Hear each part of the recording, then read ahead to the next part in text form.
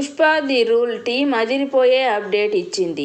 కథానాయిక శ్రీలీల ఇందులో భాగమైనట్లు అధికారికంగా ప్రకటించింది. స్పెషల్ సాంగ్ చేయనున్నట్లు తెలిపింది. కిసిక్ అంటూ సాగే ఈ పాట సాంగ్ ఆఫ్ ది ఇయర్ కానుందని పేర్కొంది. సినీ ప్రియులను ఇది తప్పక అలరిస్తుందని తెలిపింది. ఈ నేపథ్యంలోనే తమ టీంలోకి ఆమెను స్వాగతిస్తూ చిత్ర బృందం స్పెషల్ పోస్టర్ షేర్ చేసింది. ది డాన్సింగ్ క్వీన్ శ్రీలీల అని పేర్కొంది. ప్రస్తుతం ఈ పాట చిత్రీకరణ జరుగుతోంది. దర్శకుడు సుకుమార్ సినిమాలో ఐటెం సాంగ్ ప్రత్యేక ఆకర్షణ నిలుస్తుంటుంది.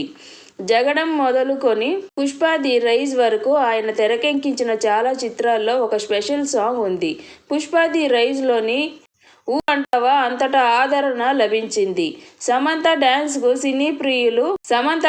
సినీ ప్రియులు ఫిదా అయ్యారు. ఆ పాటకు వచ్చిన స్పందనను దృష్టిలో ఉంచుకుని పుష్ప ది రూల్ లోనూ అలాంటి సాంగ్ క్రియేట్ చేయాలని సుకుమార్ భావించినట్టు తెలుస్తోంది. ఇందులో ఎవరు భాగం కానున్నారనేది దానిపై పలువురు హీరోయిన్స్ పేర్లు తెరపైకి రాగా చివరకు ఆ అవకాశాన్ని శ్రీలీల దక్కించుకున్నారు. ధమాకాతో డాన్స్ లో తన టాలెంట్ ను బయట పెట్టారామె. ఈ నేపథ్యంలోనే డాన్స్ లో ఐకానిక్ గా పిలువబడే అల్లు అర్జున్ సరసన ఆమె భాగం కావడంతో ఈ పాటపై అప్పుడే అంచనాలు ఏర్పడ్డాయి. థియేటర్లు ఈసారి దద్దరిల్లిపోతాయని పలువురు అనుకుంటున్నారు. వీరిద్దరూ గతంలో ఓ యాడ్ కోసం వర్క్ చేశారు. ఎర్రచందనం స్మగ్లింగ్ నేపథ్యంలో సుకుమార్ తెరకెక్కించిన చిత్రం పుష్ప ది రైజ్. అల్లు అర్జున్ ఊరమాస్ రోల్ ఊహించిన ఈ సినిమా 2021లో విడుదలై బాక్సాఫీస్ వద్ద భారీ విజయాన్ని అందుకుంది.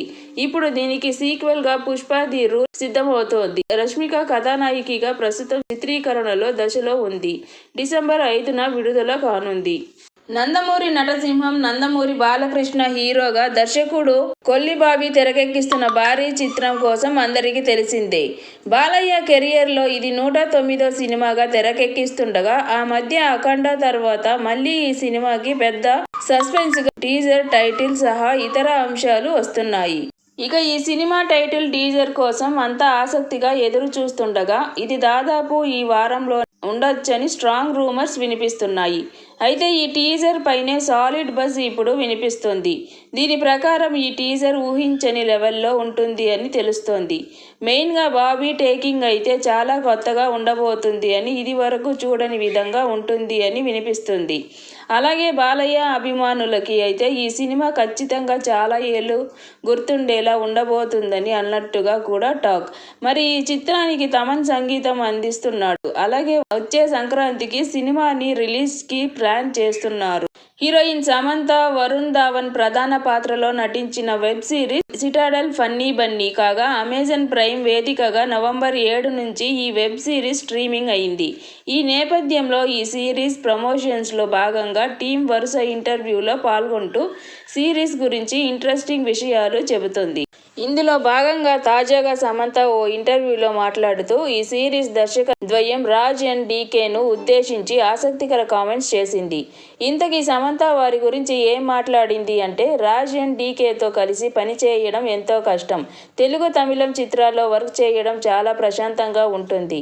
నేను ఇప్పటి వరకు చేసిన నా సినిమాల్లో రోజుకు 2 లేదా 3 సీన్స్ మాత్రమే షూట్ చేసేవాళ్ళు. కానీ రాజ్ అండ్ డీకే మాత్రం 1 గంటలోనే ఆ సీన్స్ షూట్ చేస్తారు. ది ఫ్యామిలీ మ్యాన్ 2లో నేను చేసిన రాజీ పాత్రకు సంబంధించిన చాలా సన్నివేశాలు, ఫైట్ సీక్వెన్స్ లను మొదటి షెడ్యూల్లోనే తీసేశారు. 2 రోజుల తర్వాత ఏడ్చుకుంటూ మా మేనేజర్ కు ఫోన్ చేసి ఇక నా వల్ల కాదు, నేను చెయ్యలేను అని చెప్పా.